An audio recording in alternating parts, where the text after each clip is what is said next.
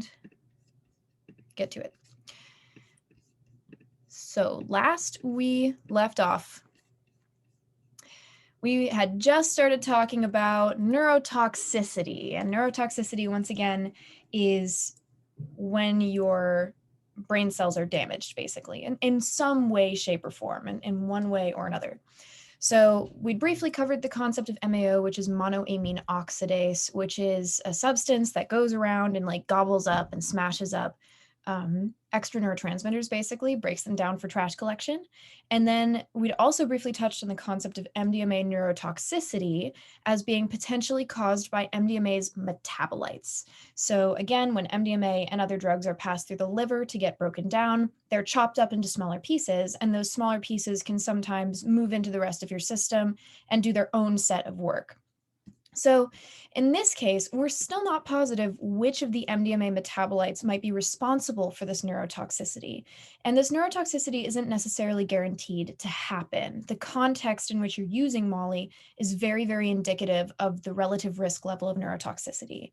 And we'll talk a little bit about how that neurotoxicity might happen, which ties into several other really interesting areas of neurochemistry as well that we'll come back to more and more the more we see things like neurotoxicity in stimulants in particular, especially the amphetamine class as a whole. So remember that MDMA is an amphetamine. It has amphetamine in the name. So it has similar properties as other amphetamines would, like amphetamine and methamphetamine. So we're going to go quickly into this topic of oxidative stress. And this is a really complicated subject. So we're just going to scratch the surface, just do a little tiny bit of work on this. Sad. Oxidative stress, not very good. It's stressful. It's not pleasant. But before we go into that, I want to kind of elaborate on this concept of MAO. So MAOIs are monoamine oxidase inhibitors, right? The I is for inhibition. And this is basically something that you introduce into your system to prevent your little hammers from breaking down your neurotransmitters. Or it's not always neurotransmitters. It can be things that look like neurotransmitters, like DMT, for instance, which is like basically a structural analog of serotonin in your brain. A lot of these classical psychedelics look to your body pretty much exactly like actual neurotransmitters do, which is how they can get away with so much shit. Like they really get in there. Please mute yourself if you are not muted already. I should have like a sign that I hold up, like in Shrek, where there's signs that are like, ooh, yay. I want those. So when we're looking at MAO, oh, I'm going to have to hunt you down now if you don't mute yourself. I'm doing it. Yeah, you're muted. It's chill though.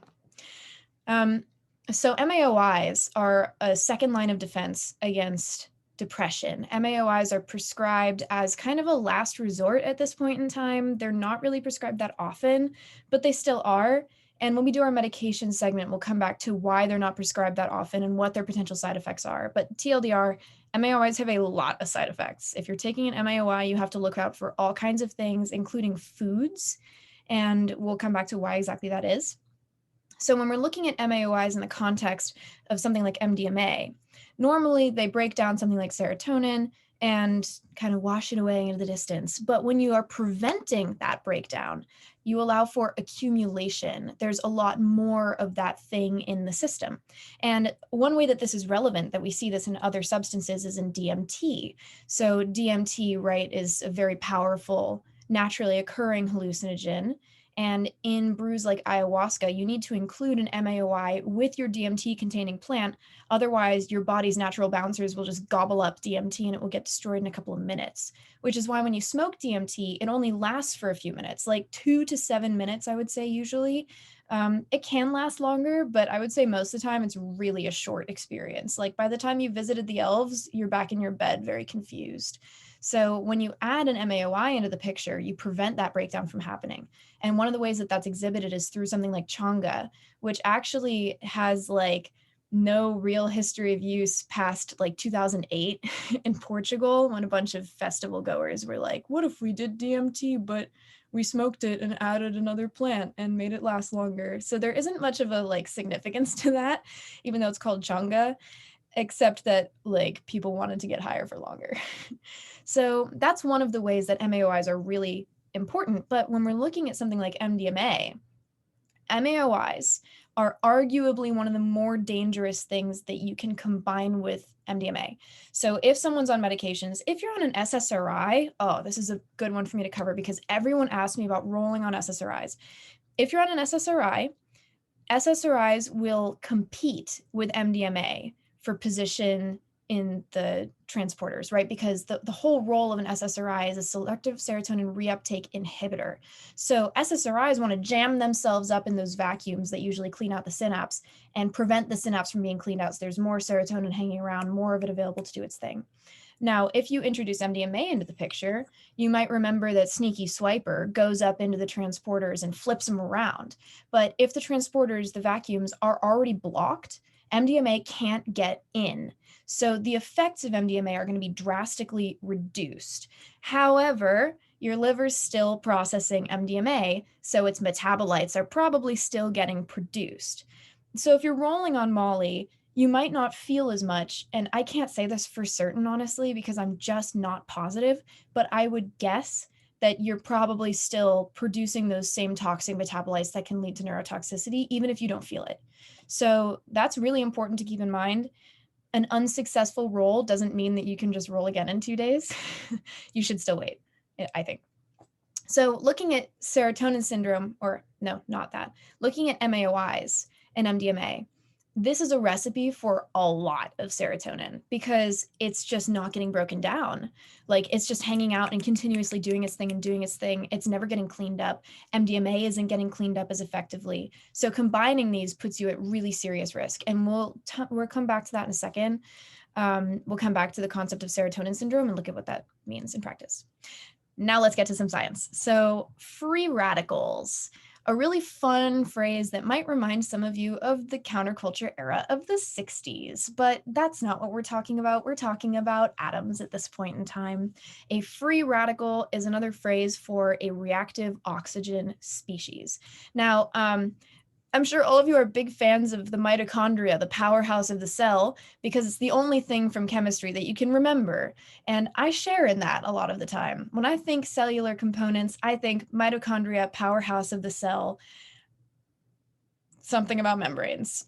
So looking at the mitochondria is responsible for metabolizing oxygen in your cells. And we're not going to go into exactly how this works because A, I don't remember it that well, and that would be embarrassing. And B, it's extremely complicated chemistry. It's very much like a high tier understanding of how like membrane potentials and other things pertaining to like cellular biology work. So we'll keep it to the mitochondria is the powerhouse of the cell, which I'm sure is digestible. And this notion that oxygen has two paired electrons, right, that are swirling around its center, these beautiful electrons, a word that you might not have had to apply in practice since 4th grade. So when we think of paired electrons, they go together and therefore they're not seeking anything else. It's very much a cis-het relationship. They're like, oh, so happy. But if you have an unpaired electron, bitch, gonna be thirsty. So that's when you start really running into trouble, is if you have an electron that isn't paired. And I won't get into how that happens, but a reactive oxygen species is basically an unpaired electron happens to be floating around an oxygen molecule. And it will glom onto whatever's is nearby. It's like desperately seeking bay. This caused a lot of problems, like having an oxygen atom just kind of like latch onto you. If you're a cell membrane or a lipid or anything like that that's within the cell, can cause damage. And it can actually cause DNA damage depending on the kind of reactive oxygen species it is, how much of it there is. Now, ROS, radical oxygen species, are overproduced when you're really hot. And this is just kind of tying back into why overheating on MDMA can be so risky and why your risk of neurotoxicity goes up when that happens. Again, the science behind that's pretty complicated. Sorry, let me catch up on the chat, make sure I'm not missing anything. Yes, but mass serotonin release is the main part of making you feel that way. If it isn't broken down, would it prolong the effects or cause an increase in experienced psychological effects? Well, the thing is that after a certain point, there's too much. And like, yes, you would experience like a rise and rise and rise in effects, but that would continue past the reasonable plateau for feeling pleasant and moves into a medical condition. And we'll come back to what that looks like in a second. You can't just take endless MDMA and continue to have that peak rise, because ultimately serotonin is a very sparse and powerful neurotransmitter. So this is reactive oxygen species. Now, usually reactive oxygen species are kind of broken up by antioxidants. Ta-da! Antioxidants! I know, it's crazy. Everyone's heard of antioxidants, and now we know what they do. They go around and chainsaw all of these reactive oxygen species and break them up so they can't like try and steal your girl and attach themselves to the membranes and whatever and like cause harm. So hydrogen peroxide is actually an example of something that can get formed in your body, like hydrogen peroxide, you know, the stuff that you would clean your ears with after going to get them pierced for the third time at Claire's after they got infected repeatedly, because Claire's uses guns and that's bad for you. So hydrogen peroxide would normally get broken down by something like an antioxidant into smaller, more manageable pieces. And unfortunately, if you're producing a ton of radical oxygen species, or ROS, that process is overwhelmed. So there are a lot of reasons why you might start producing too much radical oxygen species, too many radical oxygen species. It can be from overheating. It can be from just like introducing a substance into your system that throws off your homeostasis. There's lots of reasons for it. But the point is that if you're not able to break them down fast enough, they cause damage. That's one of the bases of neurotoxicity. Now, it's thought that MDMA's metabolites cause free radical formation, which overwhelms your natural antioxidant and protective systems for a variety of reasons. Ta-da! I forgot that was there. Now looking at serotonin syndrome, one of the biggest dangers of serotonin syndrome is overheating and going into shock. Now, most of the time, a mild case of serotonin syndrome would feel just kind of like the flu. It's unpleasant. Most cases occur between like 0 and 6 hours after dosing. So after the 6-hour range, it's less likely that you would have serotonin syndrome unless you combine something else with it, which can do different things. Because remember, how many half-lives do you need? I just tell them the number. You need 5 half-lives to eliminate a drug from your system. So if you have something like Prozac in your system, I don't remember its half-life, so I can't say anything, but it has a long one and it will take a while for it to be excreted. Sorry, I have to open the chat so I don't miss anything. 5 to 6, thank you. So when we're looking at serotonin syndrome, this is a product of having too much serotonin activity in the brain and therefore the body. And this can manifest itself mostly in the form of things like agitation and drying out and heating up and hypothermia in some cases, which is like you're not hot enough, and shock, which is when you just like kind of lose functionality. That's a really, really, really broad description of shock. Some people have like loose bowel movements and increased motility, bowel motility, and tremors in their muscles. But more specifically, there are tiers of serotonin syndrome. So mild serotonin syndrome is kind of like you feel like you have the flu. You have like muscle tremors and shaking, and you're kind of agitated and not feeling very good, maybe confused a little bit. But then when you get into more serious serotonin syndrome, untreated serotonin syndrome, you can have things like clonus, which is like muscle jerking, overheating and shivering at the same time, being like very fight or flighty, very aware. And when you get into the really life-threatening part of serotonin syndrome, people can experience muscle rigidity as a really major part of this. Muscle rigidity is an indicator that serotonin syndrome has gotten very serious when they have a hard time like closing their hands around things, for instance.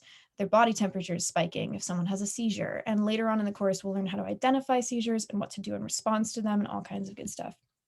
I thought there was something else here, but there's not.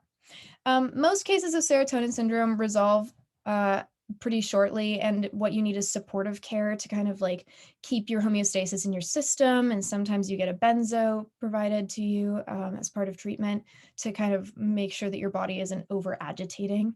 But if it gets really severe, if it's untreated, if it's really intense serotonin syndrome, it can be life-threatening.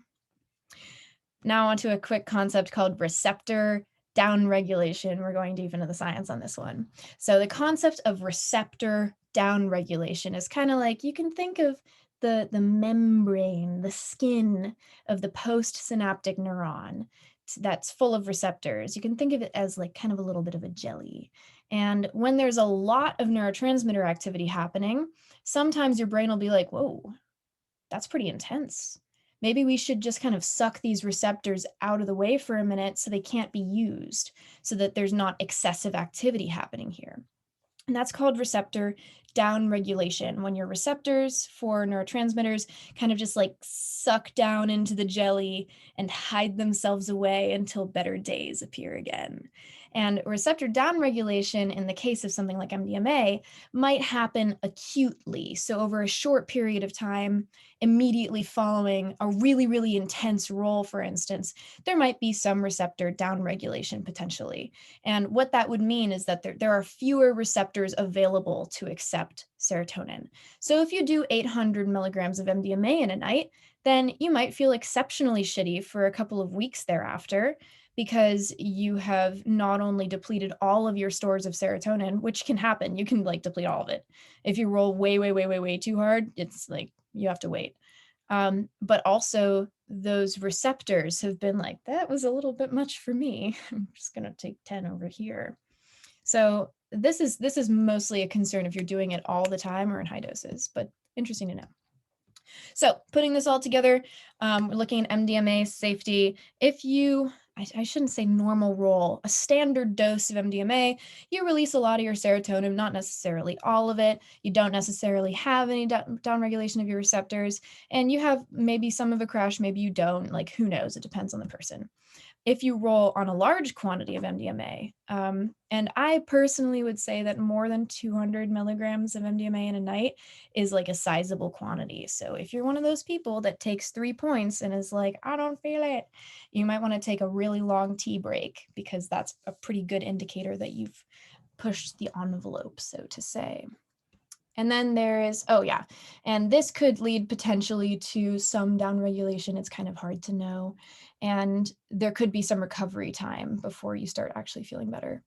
If you roll way too hard, then you could just like completely sap your serotonin supplies. You could experience receptor downregulation, where it takes a while for your receptors to retreat back out from their homes in the jelly, and you could have a pretty bad crash.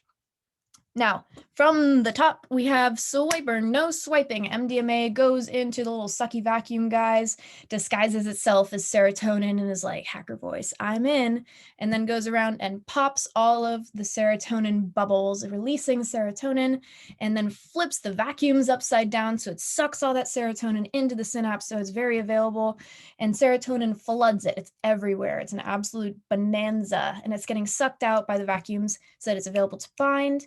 Then after some time, the transporters are reversed as the bouncers come through and are like, okay, that was enough. Everyone go home. Serotonin might get sucked back up into the presynaptic neuron and repackaged, or some of it might get destroyed by MAO or other things. But after that point, there could be some toxic metabolites from your liver processing MDMA that cause oxidative stress in your neurons.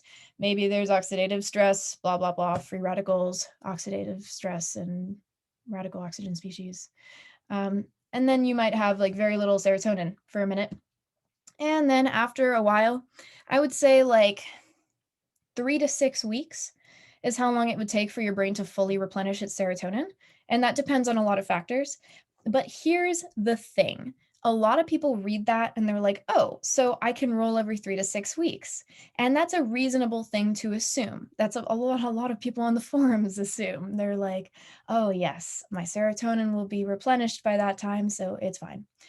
If you're doing like a spurt of this, like if you don't have a habit of rolling too frequently, you're going to probably be fine, even though your rolls might get kind of harsher each time. But if you roll once a year and you decide to roll 2 days in a row, your second roll is probably not going to be as good as your first, for sure. Not always, but like it's often not as good as the first. If you decide that you want to like roll 3 times in a month and then you don't roll for a year, it's probably not going to kill you, but it's definitely not great for you. Sorry, I need to keep this chat open. Are there other substances which work in a similar way to MDMA to release serotonin in this manner, other entactogens? Yes, that's right. The APB family is another one that can do this. It's a benzofuran family, 6-APB, 6-MAPB, 5-APB, 5-MAPB, and those are kind of lesser releasing agents. So serotonin's whole thing is it dumps. I'm sorry, not serotonin. MDMA's whole thing is it dumps. It like really pulls the plug and just lets its freak flag fly. I can't believe I said that right. I never say that right. It's always embarrassing. I always try it and then I regret it a couple seconds later. So in the case of the APB family, the benzofuran family, those are actually clear net chemicals. They're not actually regulated, I don't think, at this point in time. And they are similar to MDMA in nature, but they each have their own kind of like flavor spin on MDMA. The problem is that they don't have a lot of toxicology reports written about them because they're still research chemicals. And even though they've had their like spurts of popularity in one area or another, we still don't understand their long-term effects. We just don't. We can make a lot of educated guesses, but there are some things where we don't find out for years that they have certain toxicology profiles. Looking at 6-APB. Yeah, so something like 6-APB, for instance, lasts for like 8 to 10 hours, as opposed to MDMA, which lasts for 3 to 5. 6-APB is more stimulating, I believe, as well. And then there's like 5-MAPB, which lasts for like 4 to 7 hours approximately, I think, and is more of a stony roll. It's not as stimulating, but there's like, if you're looking for something that directly emulates MDMA, you're not going to find it. Like there, I don't know, you can come really close. You can mix a ton of stuff. There's something, oh, does anyone remember the combination that's like 6-APB, 4-FA, and 4-HOMET? Yeah, the borax combo. Yeah, and stuff like the borax combo is like popularized on Reddit, and it has just like a bunch of shit in it with very precise dosages. It includes things like 6-APB, 4-fluoroamphetamine, and I forget I think it's one of the 4-subtryptamine family, like 4-ACO-DMT or 4-HOMET. If this sounds like alphabet soup to you guys, that's cool. You guys should just dive into these topics on your own and enjoy it. I have not banned you from taking 4-FA. I have just advised that you can unpredictably have a transient stroke on it. And all drugs have their relative risks, but this is a well-documented thing with 4-FA, even in people that have low blood pressure. So you have to be mindful of that. Original was 5-MAPB, 4-HOMET, and 4-FA. Yeah, it really sounds like alphabet soup, doesn't it? I'd be unsurprised if a lot of you have not heard of any of those. But it's interesting seeing what people will do to try and replicate the MDMA experience. You have things like MCAT, otherwise known as methadone, and 3-MCPP, which is like not a piperazine. It's 3-MCPP is it a piperazine? No. You have things like BZP and TFMPP, which are piperazines, which are like also intended to replicate the experience of MDMA to a certain experience, but they're more like amphetamine.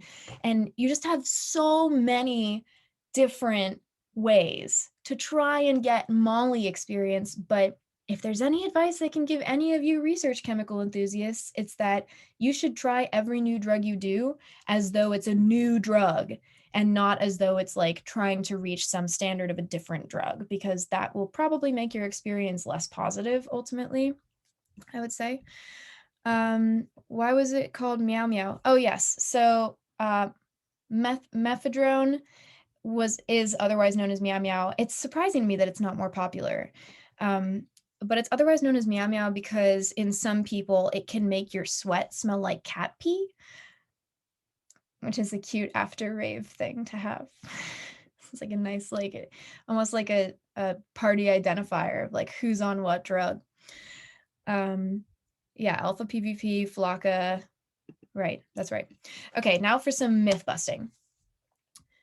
Does MDMA punch holes in your brain? These images were spread in the early 2000s showing that apparently these were holes that could be punched in someone's brain as a result of using ecstasy. These images were shown on Oprah. They are brain scans that show relative, I think, blood flow to certain areas, and they are not actual direct brain scans of MDMA use. That is false. That is not the case. That does not happen. Olney's lesions have never been, in response to your question about dissociatives and brain damage, Olney's lesions have never been replicated or discovered in humans. To my knowledge, at least in recent science, we have not been able to replicate that experience in humans. In rat brains, that can happen. MPTP flip, get Parkinson's. I'm not familiar with that. Now on to one of my favorite scandals in drug history. This guy is Dr. George Rickard. And I hate this man so much.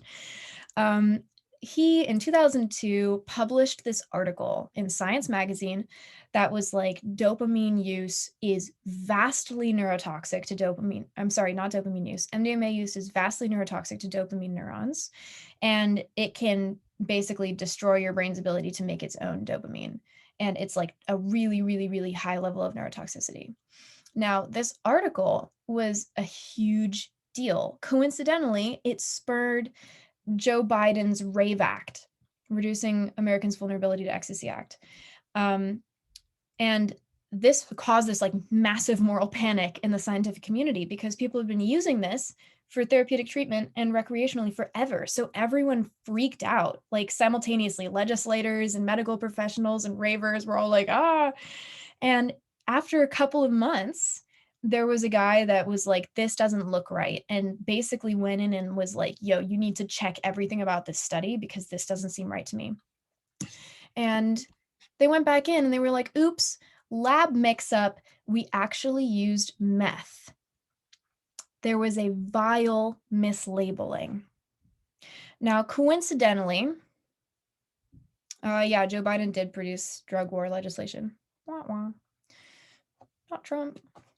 Now this was like a massive scandal, obviously, because like this guy, Dr. George Rickard,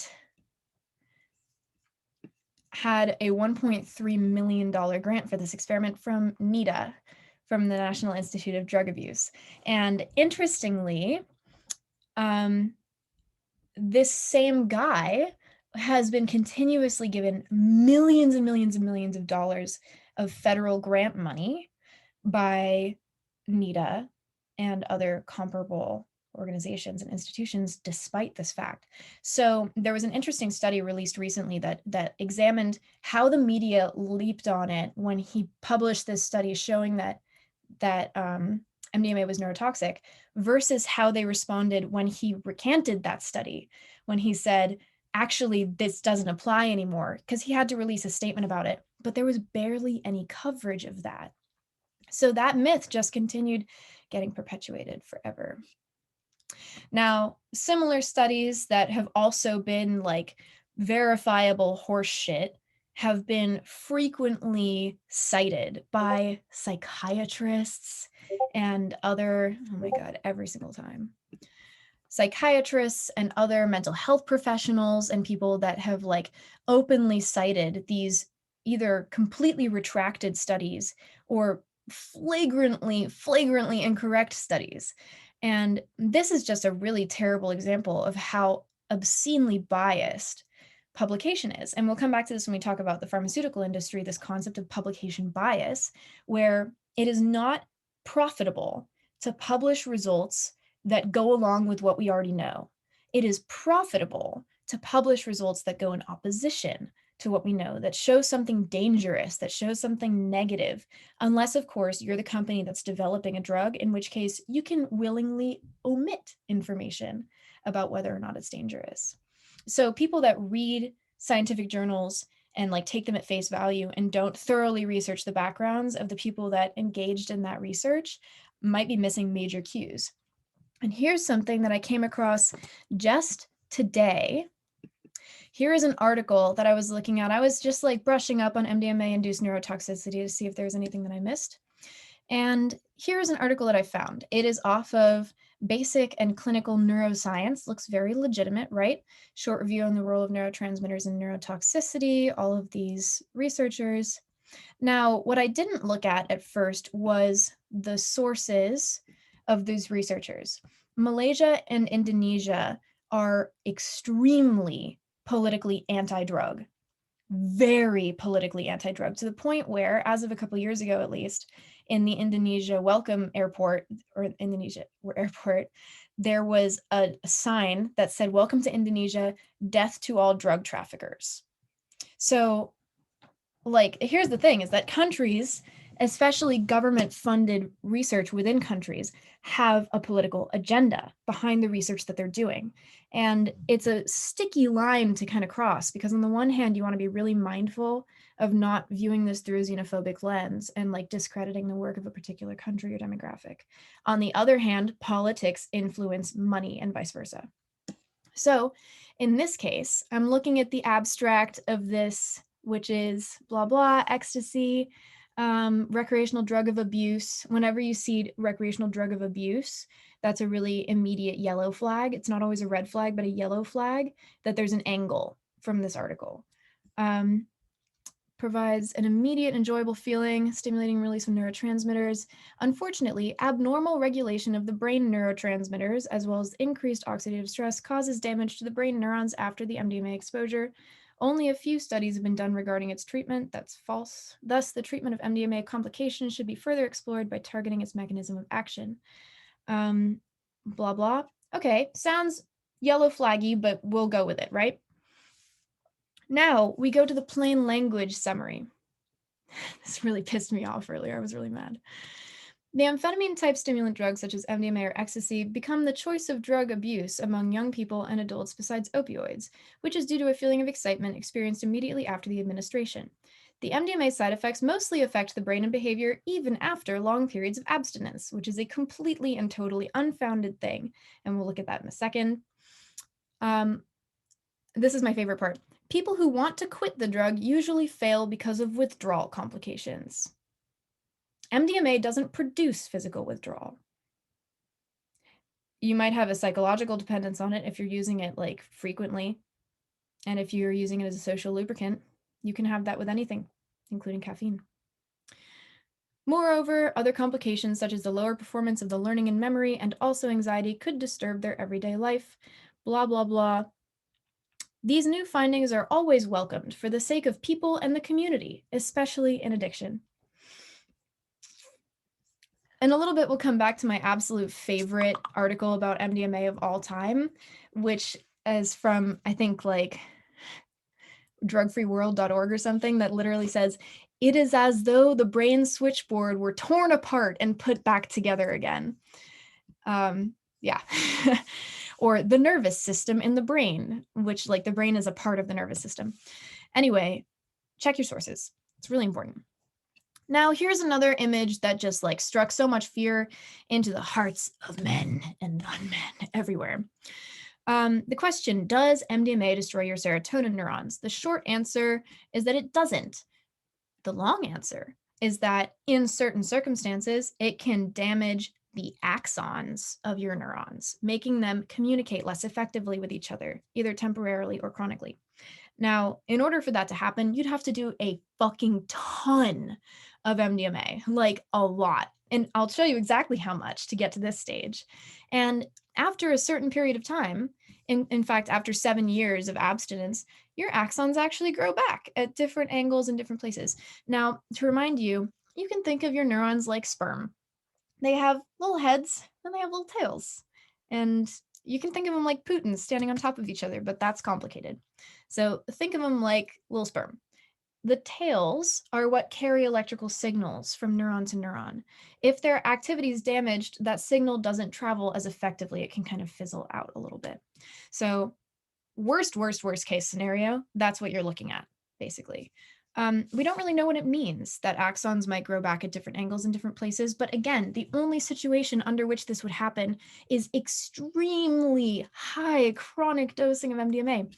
Case in point, and another very important thing to look at in all studies that you read, control means like the group that didn't get ecstasy, or MDMA. 2 weeks after, oh no, all your brain cells are dead. This was what was told to the public. Now, a normal dose, or not normal, an average dose of MDMA is usually around 1.5 milligrams per kilogram. So for me, using that calculation, that would probably be like 70 milligrams. It's usually a little bit higher than that for people, but that's approximately how you do it. Now, this dose in this study was 10 milligrams per kilogram per day, twice a day, for 4 days straight. How can you possibly expect to replicate the average recreational experience of someone doing a substance if your study includes something that's like 20 to 40 magnitudes of use higher than the actual applicable value? So this is just like, there's clearly a goal here. And in some cases, that goal might be to really get an understanding of the biological mechanism by which something like neurotoxicity happens. But that's clearly not what the intention of this study was. Otherwise, it would have been disseminated differently. And guess who? That's Dr. Rickard. Bam. Fuck that image. I hate that image. It's so annoying. Now, here's another, that's a monkey brain, Reese's monkey brain. I doubt they were feeling good for a few hours. I think they were probably actually experiencing massive serotonin syndrome and like completely incapacitated. Now, here is just kind of like a light study on this. There have been a couple of these done that have tried to kind of quantify the difference between a non-ecstasy user and an ecstasy user in terms of this is serotonin transporter density. And in this case, you can see that people that are currently, presumably pretty frequently, but I don't remember exactly what the study was, using MDMA, have almost identical levels to those who previously used it or who have never used it. But you can see that the levels are like almost exactly the same if people just like stop using it for a little bit. So this just really frustrates me. Let's put it that way. This is an approximation of how long it takes to recover serotonin after previous use. You can see that it's probably like 3-ish weeks you're getting close to baseline again. But after a little bit after that, you're going to be like largely where you were before. In terms of direct deaths, most of the time when people die from MDMA, it is like whenever you see the phrase MDMA toxicity, you can pretty much bet that it was actually due to environmental factors. Someone overheating, someone taking just like a ton and then overheating, or having a seizure that was like untreated, or entering a coma because they overheated and then had a seizure. And like you can really trace the root to like too much of a thing happened, it wasn't properly supported. And in some cases, people drink way too much water or not enough water. And again, these are all things that could be mitigated. These are all things that could be addressed beforehand. There is like some possibility of developing psychological dependence on something like MDMA because it is such a substantial social lubricant. That's a pretty normal part of any substance that makes you feel more socially outgoing. Some people have zero draw towards it. Some people have lots of draw towards it and really struggle to not use it after they've started doing so consistently. But it's not going to make you physically withdraw if you stop taking it. That's just not like part of its mechanism of action. And comparably, in terms of like the reward reinforcing thing, MDMA is just like it's such an intense substance and you have such a limited reserve of serotonin that you really just cannot do it that much. It won't work and it will start feeling really uncomfortable after a while. Now, here's an interesting tidbit. I promised last time that we would come back to this notion of PMK glycidate. Here is a chart of MDMA present deaths in the UK 1993 to 2015. What happened in 2010? Gee whiz, I don't know. Does anyone know? One of you, more of you might know the answer to this actually. Yeah, that's right. United Nations sees the metric buttload of saffron oil, which was the precursor. EDCLA. That's so funny, Diego. That's so funny. So I cannot. So in 2010, there was a massive international seizure of saffron oil, which was the primary precursor to MDMA at the time. And they just burned it. They just like destroyed a ton of it. So as a workaround, manufacturers started using things like PMA and PMMA, which are, they're not really classified as anything that's worth discussing, I don't think. They're kind of a weird, almost antidepressant-like class that's not very recreational, if at all. PMMA more so than PMA, I think. And the thing is that on dance-safe reagent kits and other reagent drug checking kits, what you do is you use a little bit of sulfuric acid mixed with some other delicious things, and you drop a drop of it onto your sample, and whatever the most prominent substance in your sample is will react a certain color with the reagent. Now, that's why it's an issue when people test their press pills or their powders, is because what people did in 2010 was the marquee reagent, which is the one that most people are familiar with. It's like the main reagent, whatever, most of them should be used, would react purple to black if you drop it on top of MDMA. But with PMA and PMMA, it wouldn't react.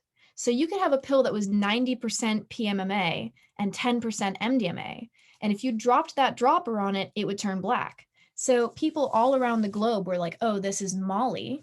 And they were unknowingly ingesting PMA and PMMA, which caused pretty serious problems. Like, yeah, they were known as death.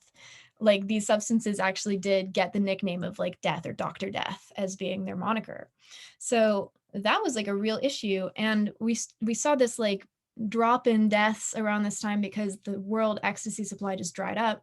And then we discovered PMK glycidate, which is a synthetic precursor that started getting made in bulk in labs, particularly in China. And now our ecstasy production is back to its normal cheery state. Thank you, PMK glycidate. So is another issue that come up is longer, so people would double dose because they weren't feeling it. I actually don't know. That's a good question. It might be. That would make sense to me that would be the case. So looking at adulterants, we have PMMA and PMA. These are kind of antidepressant-like stimulants, and they can cause really serious side effects that can be quite dangerous. And then there's N-ethylpentalone, which some of you might be familiar with.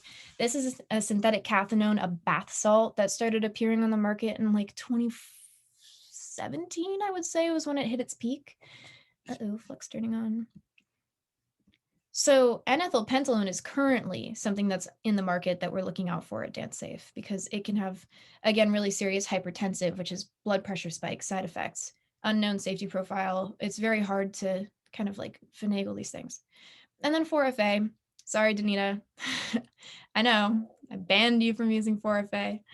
But this is, again, a stimulant that's very popular in the Netherlands, less so now than it was, but unpredictably causes cerebral hemorrhaging. A lot of people love 4FA because it has kind of like a rolly stimulant vibe, but it does have the potential to spike your blood pressure to extremely dangerously high levels. Then you have something like methylone, which is otherwise known as BK-MDMA. Does 4-FMA have the same issue? I would imagine so, but 4-FMA I think is less popular than 4-FA by quite a bit, so I'm not sure. Methylone is BK-MDMA. It's an analog of I don't think 4-FMA is the same as 4-FA because the M indicates a methyl group. So methylone is like less about other people, more about the individual experience. It's more stimulating. It's less of a role. And then there's meth. Honestly, if you do meth in your press pill, like, it's not the end of the world. I think a lot of people, in particular, a lot of ravers have done meth. A lot of people that have bought Adderall on the illicit market have probably consumed meth. There is a lot of meth in the illicit Adderall market right now. If you've bought little press pills from your friend that bought them from a friend, they probably have some likelihood of containing exclusively methamphetamine and or caffeine. That's just how it is right now. And we'll come back to exactly the difference between meth and amphetamine next week. There are so many things that look like MDMA, though. Like, you really can't base it off of this. It could be anything. Then there's caffeine. It's caffeine. It's fine. Sugar, whatever. It's sugar. I have seen MDMA cut with turbinado sugar. Sucks. And then there's MDA, which we'll come back to in a second. I'm sure it is absolutely freezing in this room right now, guys. It's like 8 degrees out here. I don't know about y'all. Then there's MDA, which we'll come back to in a second, so I won't go into it right now. Now, Molly is a highly adulterated substance. It's been a little bit better actually in recent years, but it is like pretty common for press pills in particular, or crystal or powder even, to be adulterated. This is just one example of the results from harm reduction at a festival. A lot of caffeine primarily. I'm surprised to see MCPP there because that one's not as popular anymore. But just so you know, like, you really don't know until you test it. Let's look at MDA. So MDA is dosed lower than MDMA usually. So a standard dose of MDMA would be 80 to 100 milligrams, but MDA is usually 60 to 100 approximately. It's known as SAS or sassafras, which can get confusing because sometimes people are like, but MDMA is made from sassafras. I don't know. I work here. I don't make the rules. I almost said, I don't work here. I just make the rules. I'm really caffeinated right now. So it's also known as rolling. Now, a lot of people assume that they can tell what's in their Molly because it's darker brown or purple color or whatever. And they're like, oh, it smells like root beer and it's like dark purple. That means it's sass. No, it doesn't. I've seen pure white rocks of MDA that are like even whiter and purer looking than MDMA. The fact is that the wash that you put a substance through will really dictate how many heavy metals are left in MDMA. So I forget, I think it's, is it mercury? Maybe that is a remnant in MDMA that can give it that darker hue. Now, for some people, they really enjoy that kind of like feeling of a less washed roll. It could be more stimulating for them. It could be, I don't know what else it could be. You say, if you're smelling anything, it's the sweet smell of impurity and residual solvent. Yeah. So unwashed drugs will usually have more color in them. It's not perfect. Like sometimes it's just a product of organic impurities from the synthesis. Like just know the point here is that you just can't tell MDMA from MDA by looking at them or smelling them or licking them. And I'm so tired of people at festivals telling me that they can. If I had that kind of a sniffer, I would be making a lot of money on the illicit market, selling my nose to people that wanted to identify their drugs. Now, in your liver, MDMA is broken down into MDA. It is not currently very well established whether or not MDA is more neurotoxic than MDMA. However, it's generally considered to be like the cousin of the experience. I don't remember if I covered this in a later slide, so if I do, we'll skip it. Again, this is like not super well researched at this point in time, but generally MDA is more psychedelic. You can have open and closed eye visuals and tracers on it, whereas that's pretty unlikely to happen with MDMA. And it's often described as being kind of a more internal, a more personal experience. So MDA is often a lot of empathy for self. MDMA is often a lot of empathy for literally everyone else that is within your eyesight.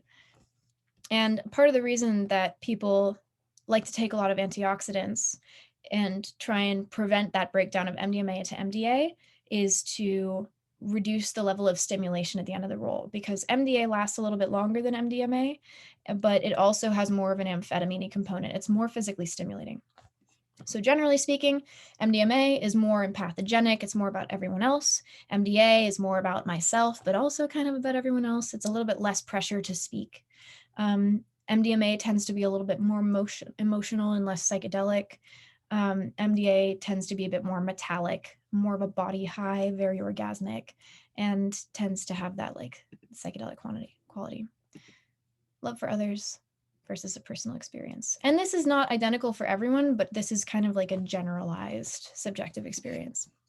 Now, on the subjective harm scale, which we'll look at in greater detail later, thank you, Professor David Nutt, for this fantastic scale, and thank you for having the name David Nutt. So fun to say. Ecstasy is generally really, really low down on this scale. And I'm tempted to say my fun fact about David Nutt, but I'll wait until later. Now, looking at this in terms of an active and lethal dose, MDMA is higher up there in terms of like, if you take way too much of it, it could cause you physical harm. This is the truth. Yes, it's the horse fact. Fine, you caught me. Yeah, but I think it's a fun fact. There are more that go with it. So MDMA is like, you do have to be mindful of how much you take, right? And like I said, my general advice is to not take it more than 2 or 3 times a year. That's what I would say. In fact, take it 1 or 2 times a year if you care about using it for more than a couple years in a row. All right, now it's time for harm reduction for MDMA. If you have the opportunity to, I would buy crystals instead of pills or powder whenever possible, and always test your Molly, please. If you drink too much water, you can oversaturate your body with water and wash out your sodium, which can disrupt homeostasis. That's bad. If you drink too little water, then you can dry out your cells. It's also bad. Drink the perfect amount of water. Don't get it wrong. Heat stroke is extremely dangerous on MDMA. It raises your core temperature. You're probably also going to be doing all kinds of things like frolicking and making friends and getting hot in the meantime. So please be very mindful of being cool, even if it makes your roll a little bit less intense. Please space your rolls out. I am begging you to space your rolls out. But also, like, it's your life. I just really, really, really feel very sad when people that are like 25 come to me and they're like, yeah, man, I didn't listen and I like pushed it. Now I can't roll anymore. And I'm 25 years old, or 22 years old, or 19 years old. I've seen sometimes. Like, it just is like, if you care about this even a little bit, don't push it. Make it as special as it has the potential to be if you do it for reasons that are good for you. I hate that this is happening because I did not do that. Something changed in Google Slides. I would never do that. Would never allow that to happen. First time dose is 1.5 milligrams per kilogram approximately. You don't have to follow this rule.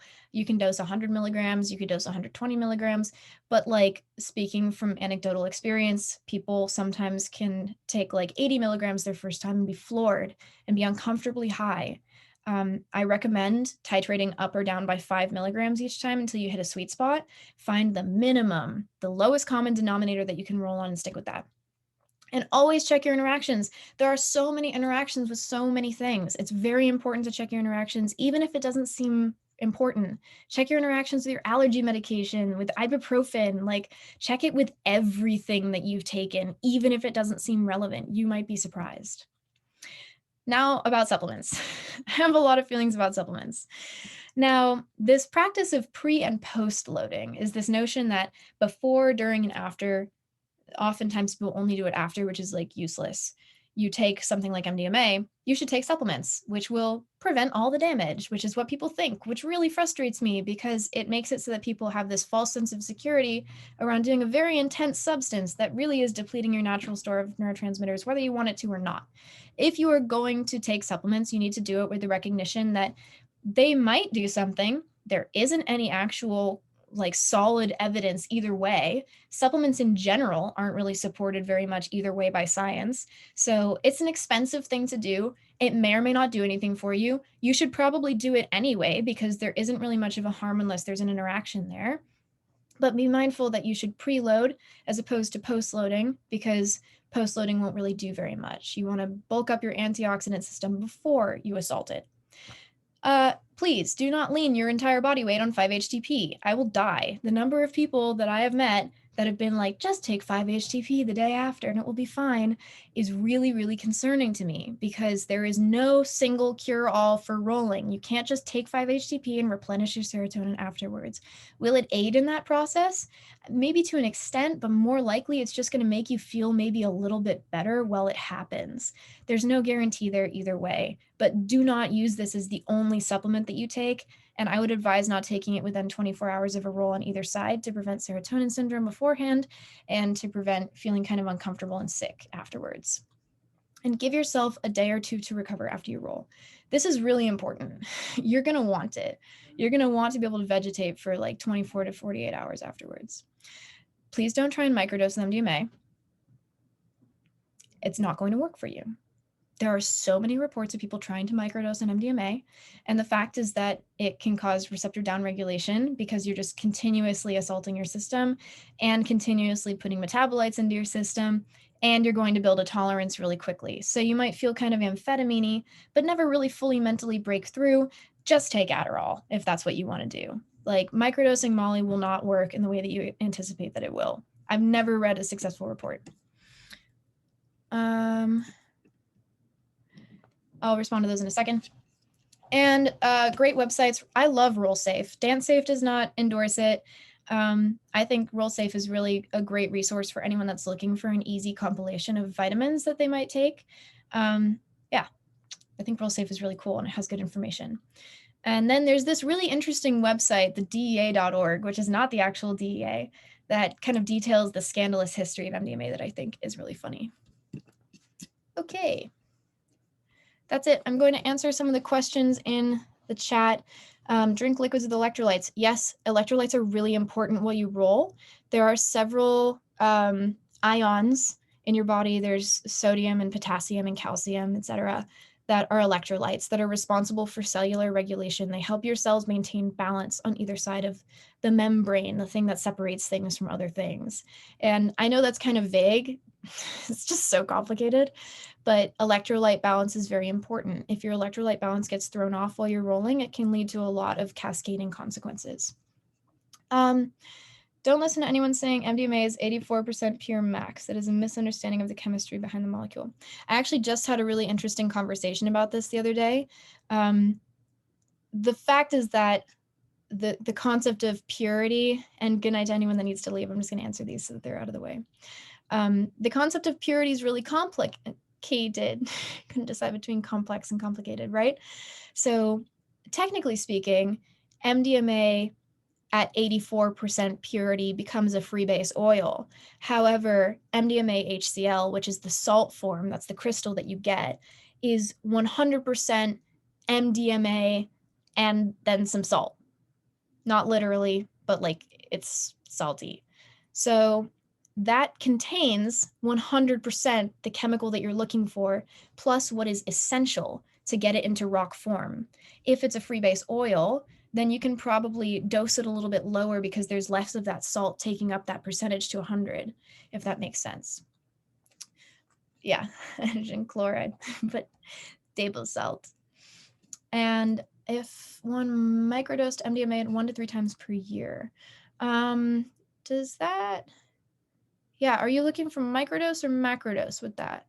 Because microdosing is like, I mean, if you want to take a sub-threshold quantity of MDMA irregularly, that's kind of like your choice.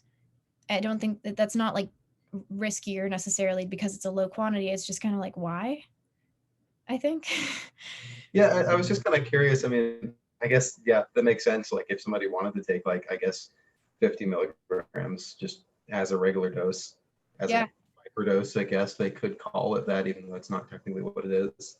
Yeah, like you can do that. It's allowed. It's just like, I think that if you're going to put your body through the experience of rolling and you don't get to the plateau point of experiencing mental effects, it's kind of like you could achieve something very comparable with just taking amphetamine at that point. Do people sell it as a freebase oil? Not really. I've never seen anyone sell it as a freebase oil. If you know a chemist, then they might just give you some freebase, but I think it's just like a lot more effective to transport and to form it into rock form. Incredibly impractical. Yeah, exactly that. All right, folks, have a fantastic evening, and I will see you on Tuesday for the stimulant section.